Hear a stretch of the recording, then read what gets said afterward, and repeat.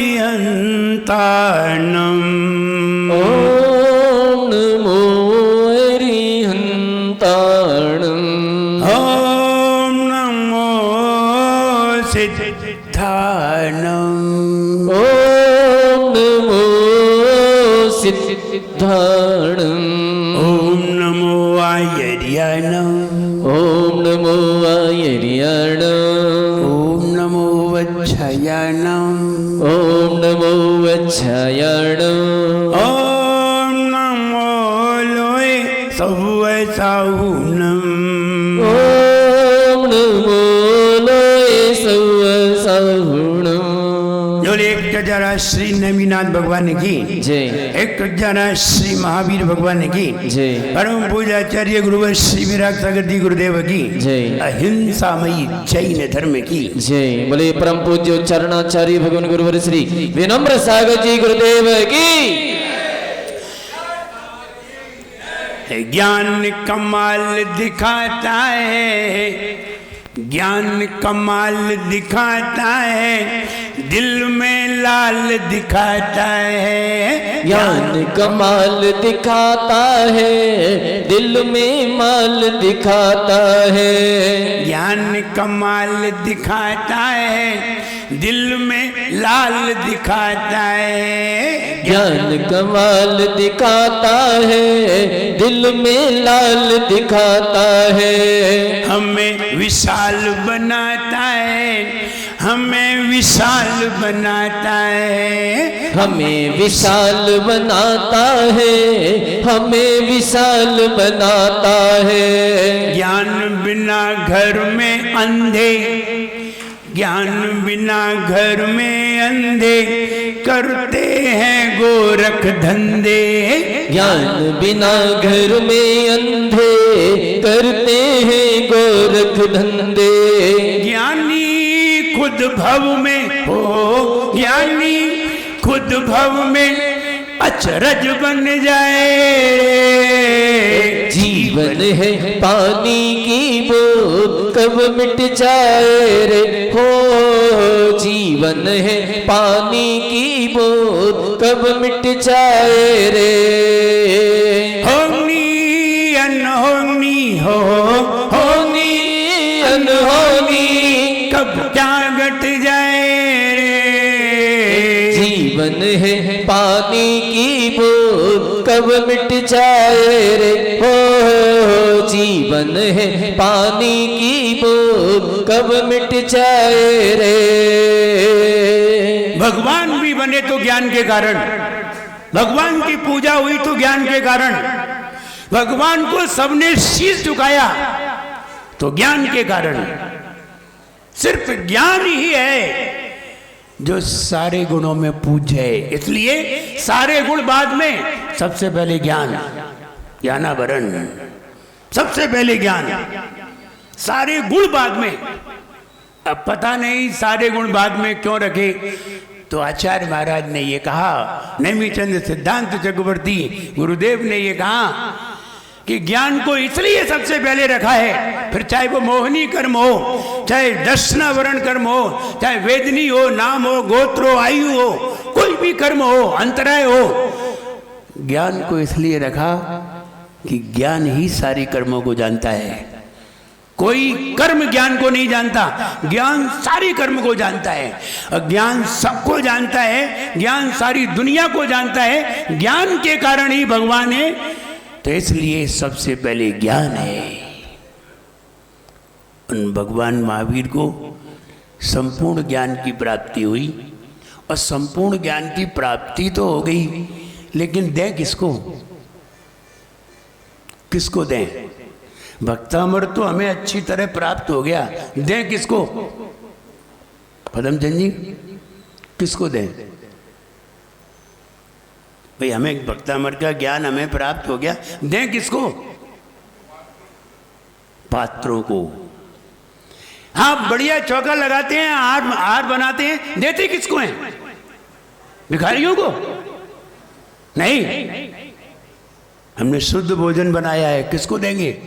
पात्रों को, सत पात्रों को। फिर ढूंढते हैं उत्तम पात्र, मुनि महाराज। फिर ढूंढते हैं मध्यम पात्र, हारिका माता जी। फिर ढूंढते हैं जघन्य पात्र, कोई सम्यक दृष्टि, व्रती, श्रावक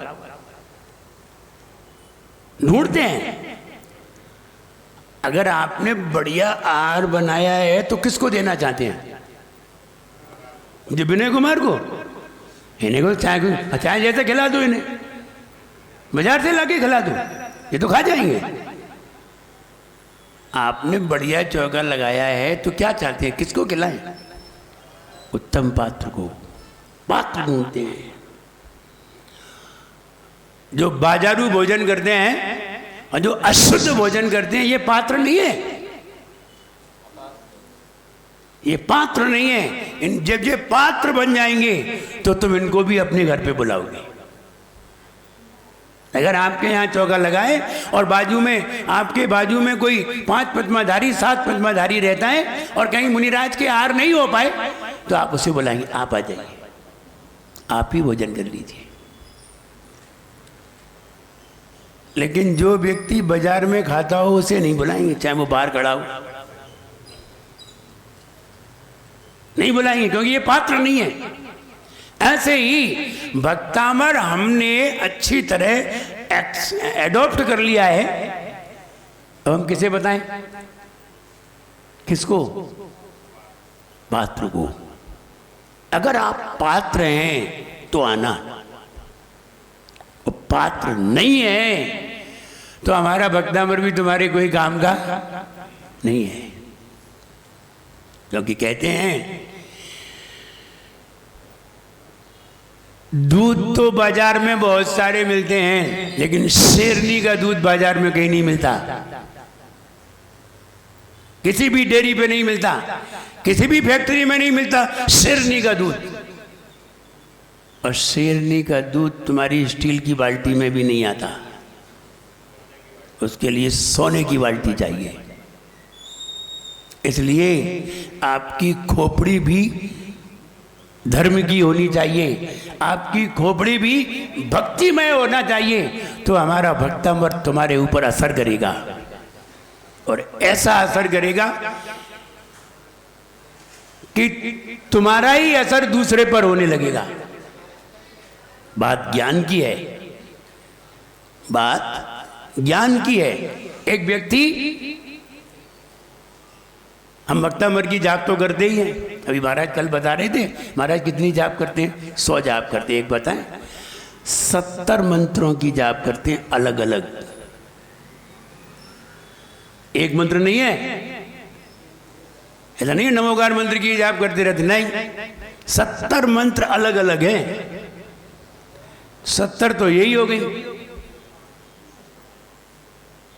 फिर नमोकार मंत्र की चालू होंगी। इसलिए चाहे भले ही रात में हमें 12 बज जाए, मंत्र की जाप पूरा करके ही सोना पड़ता है, नियम है। अब 70 मंत्र कौन से होंगे? तुम्हें तो 4 मंत्र याद नहीं होंगे।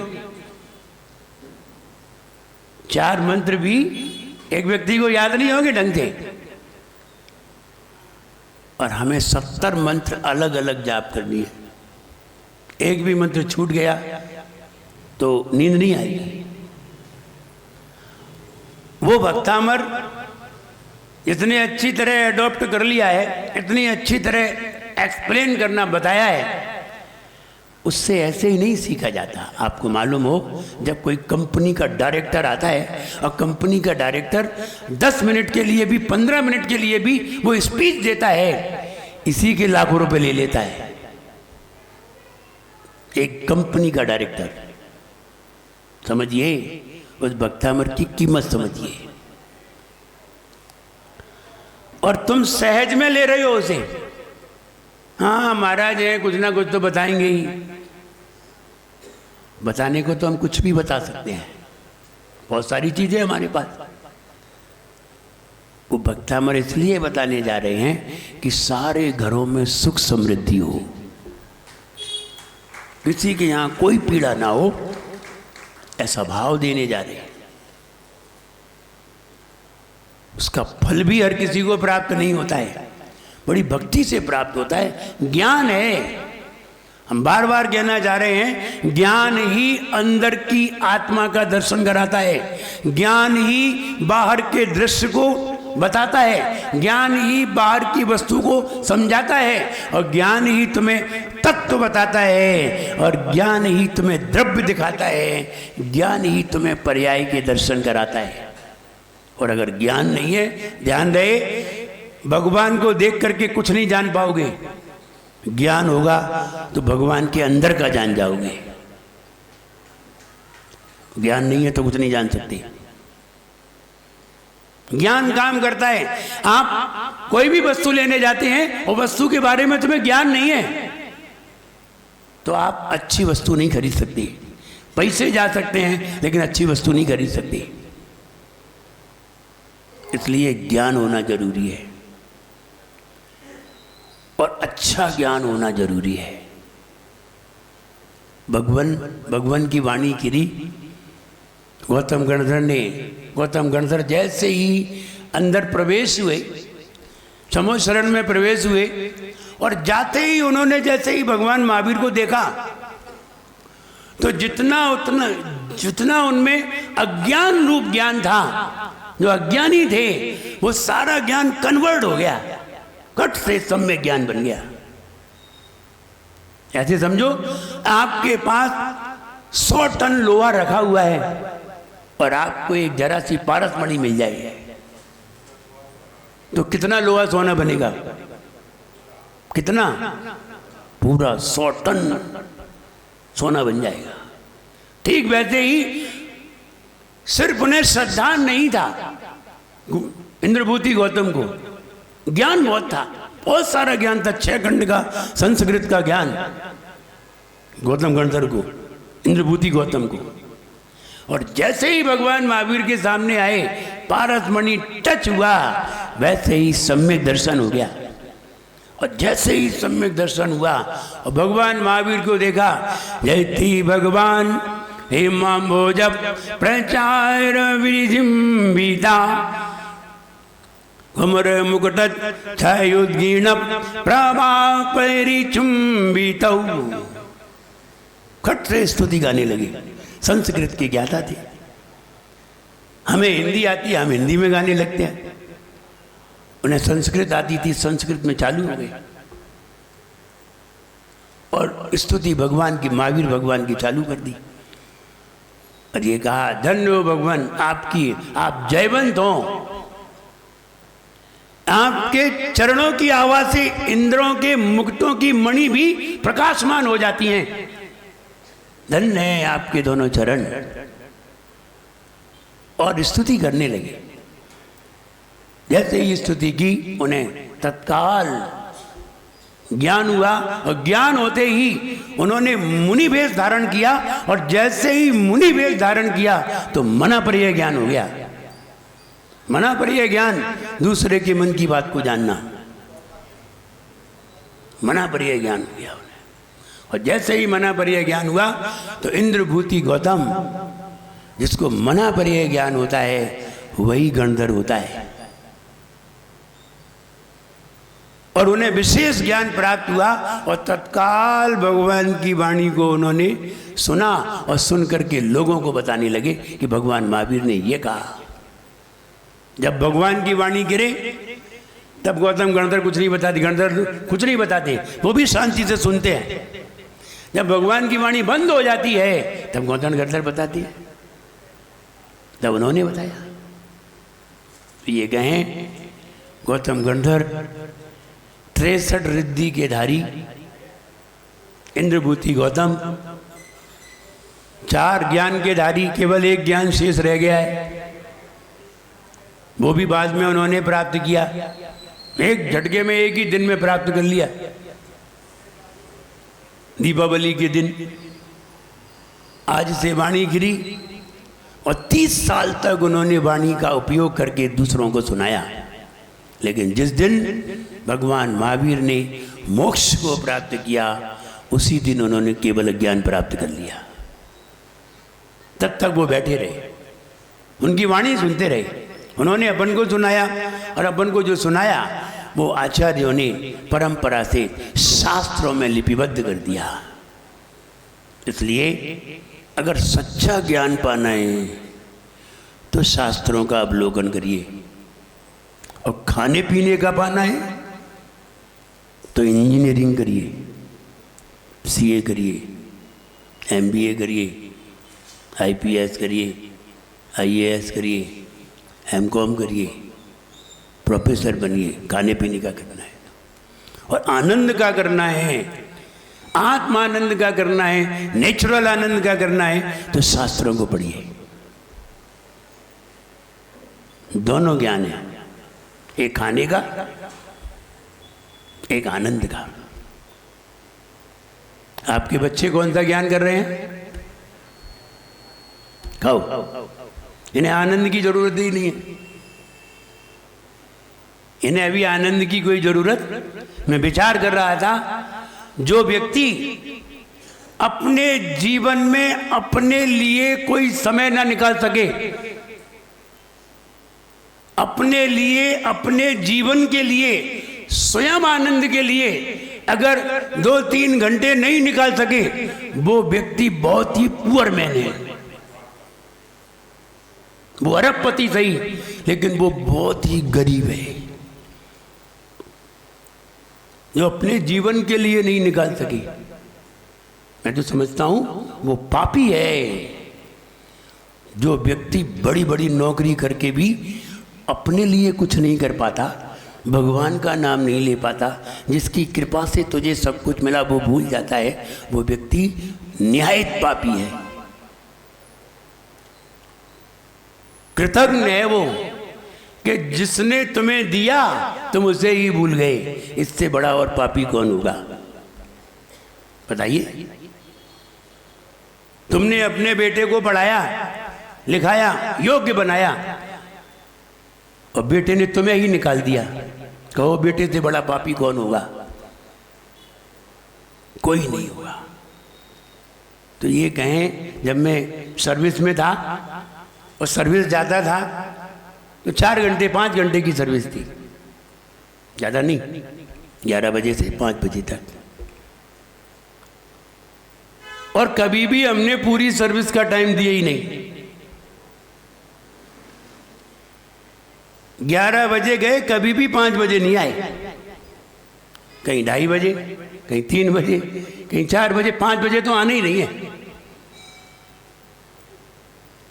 कभी भी। एक बार तो टीचर प्रधान अध्यापक नाराज हो गए, प्राचार्य नाराज हो गए,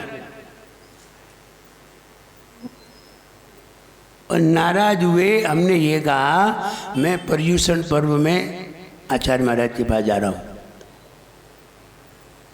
एप्लीकेशन 10 दिन की छुट्टी। बोले नहीं मिलेगी। अरे मैं तो जा रहा हूं, एप्लीकेशन आपके पास रखी है, आप मंजूर करो तो ठीक, ना करो तो ठीक। क्या करोगे? पे काटोगे? काट लेना। एब्सेंट लगाओगे? लगा देना। सस्पेंड करोगे? हम पहले से ही रिजाइन देने को तैयार हैं, तुम सस्पेंड की बात करते हो। जो नौकरी हमें धर्म से रोके, मैंने कहा वो नौकरी मुझे नहीं करनी है। और ध्यान रहे, धर्मात्मा व्यक्ति बहुत स्वाभिमानी होता है, बहुत स्वाभिमानी होता है। तुम कितना भी बढ़िया महल बना लीजिए, और अगर तुम्हारे महल में हमारे योग्य सामग्री नहीं हुई तो हम तुम्हारे घर का पानी पीना भी मुनासिब नहीं समझते।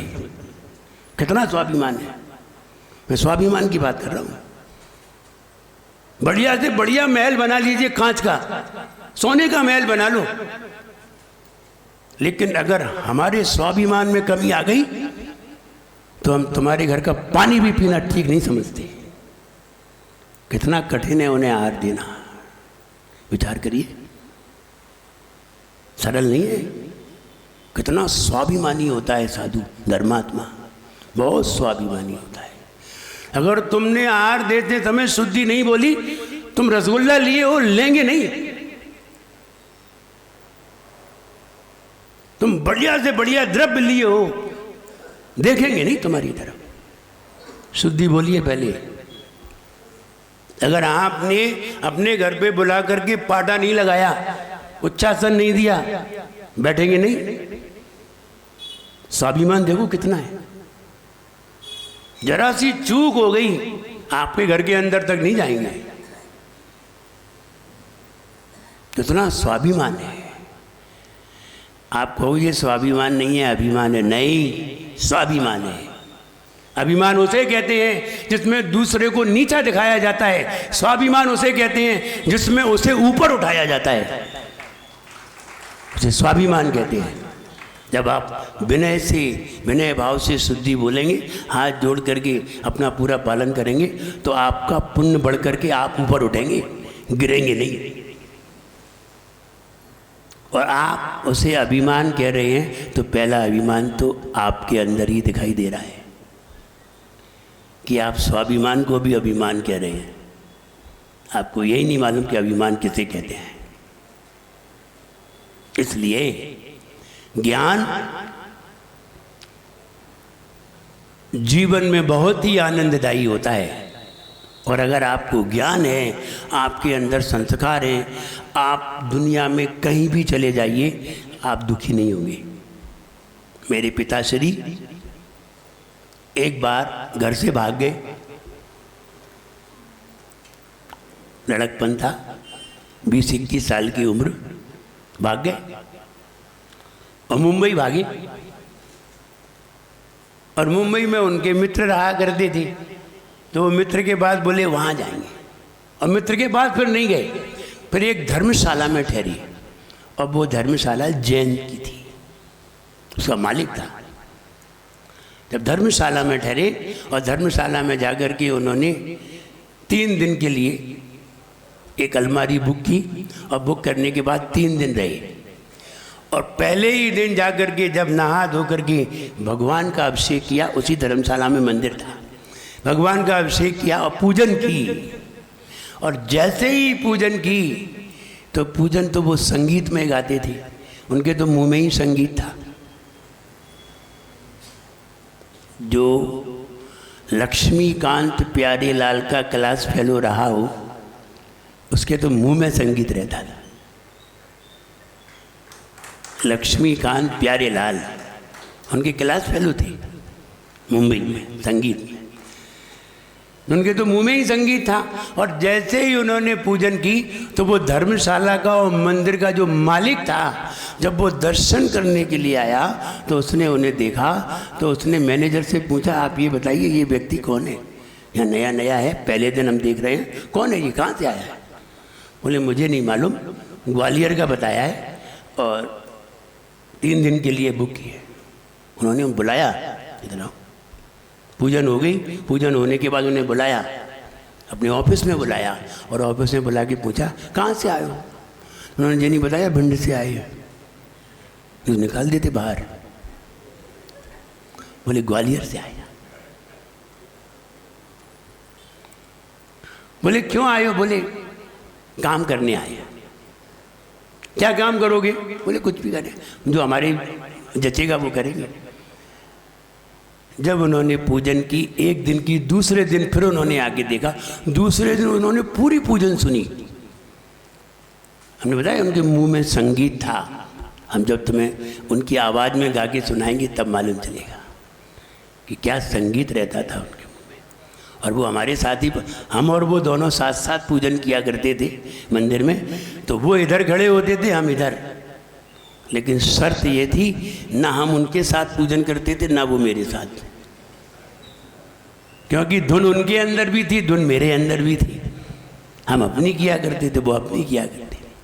कभी मिलके नहीं की, कभी भी। अभिषेक मिलके कर लिया, पूजन कभी नहीं की मिलके। तुम अपनी करो, हम अपनी करेंगे।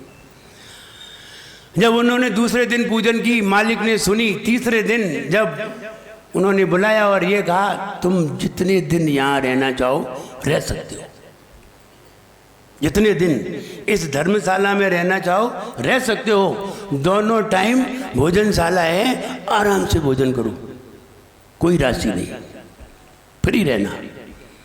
और मैनेजर से कह दिया इसको अलग से रूम दो, और मैनेजर ने अलग से रूम दिया। 2 जन थे, दोनों मित्र वहाँ रहे, 6 महीने तक रहे, लेकिन किराया नहीं देना पड़ा और भोजन भी आराम से मिला। कहो क्या चीज उनके पास थी? ज्ञान था, संस्कार थे। पूजन के संस्कार ने उन्हें 6 महीने तक आराम से रहने को भोजन सब दिया, वो आराम से रहे। तो हम ये कहना चाहते हैं ज्ञान होना चाहिए। आप परदेश में भी फंस जाएंगे तो भी आप दुखी नहीं होंगे, संपन्न होंगे। और भक्तामर जैसा ज्ञान अगर आपको प्राप्त हो जाए, हम ये कहें अगर आप रोज भक्तामर मेरे जैसा अपने घर में पढ़ते हैं, आप निश्चित मानिए आपके घर में किसी तरह की परेशानी उत्पन्न नहीं हो सकती, बिल्कुल पक्के में। और अगर आपने वैसा पढ़ा है तो, नहीं पढ़ा है तो फिर हम कुछ नहीं कह सकते। अगर भक्तामर आपके जबान पर है, आपके कंठ में है, कोई भी व्यंतर आपको टच नहीं कर सकता, किसी में हिम्मत नहीं है, कितना भी बड़ा व्यंतर सही आपको यूं भी टच नहीं कर सकता। और अगर भक्तामर नहीं है तो व्यंतर तो छोड़ो, एक चूहा भी तुम्हारी उंगली काट के भाग जाएगा। इसलिए वो भक्तामर आपको ज्ञानपूर्ण सिखाया जाएगा। आप समय का बिल्कुल ध्यान रखिए। और ज्ञान की बातें हैं, आज के दिन भगवान महावीर की देशना जब खिरी तो सारा ज्ञान हुआ, और आज के दिन से ही कुवृष्टि रुकी थी, और कुवृष्टि रुकने के कारण आज के दिन से अच्छी वृष्टि प्रकृति में प्रारंभ हुई थी। और पर्यूषण से धर्म देशना प्रारंभ हुई थी, इसलिए पर्यूषण में धर्म देशना प्रारंभ होगी। अभी तो अच्छी वृष्टि चलेगी, और अच्छी वृष्टि में भक्तामर का पाठ, भक्तामर का ज्ञान, भक्तामर का ध्यान, और उसमें क्या क्या बताया जा सकता है, आप समय पे आकर के देखिए और प्राप्त करिए। उसमें ये भी बताया जाता है कि ये वाला भक्तामर आपके शरीर में कहाँ पर असर करेगा और उसकी रैकी कैसे देना चाहिए। आप खुद अपने आप में देंगे, जिससे आप दूसरे को भी देना सीख जाएंगे। इसलिए बहुत सारी बातें हैं उसमें, हम ऐसे बताएंगे तो आपकी समझ में नहीं आएगी, जब आपके सामने आती जाएगी तो निश्चित वो बात समझ में आएगी। आप उसमें अपने समय का पूरा ध्यान रखिए। ये जरूर कहना है, समय को चूके। अभी कह रहे थे प्रमोद जी कि आप इतने बजे आओगे तो ये मिलेगा, आप लेट आओगे तो आपका खोएगा, और आपको हम दोबारा सुनाएंगे नहीं। तब आपको ये एहसास होगा कि वो चीज़ निकल गई जो चीज़ हम सुनना चाहते थे। इसलिए समय पर पूरा ध्यान रखिए। आज इतना ही। वीर शासन जयंती पर भगवान महावीर की वाणी को अपने स्मरण करें और उनका ध्यान करके अपने ज्ञान की वृद्धि करें। जय बोलिए परम पूज्याचार्य गुरुवर श्री विराट सागर जी गुरुदेव की। बोले परम पूज्य चरणाचार्य भगवान गुरुवर श्री विनम्र सागर जी गुरुदेव की। कल गुरु पूर्णिमा हो गई, आज वीर शासन जयंती हो गई।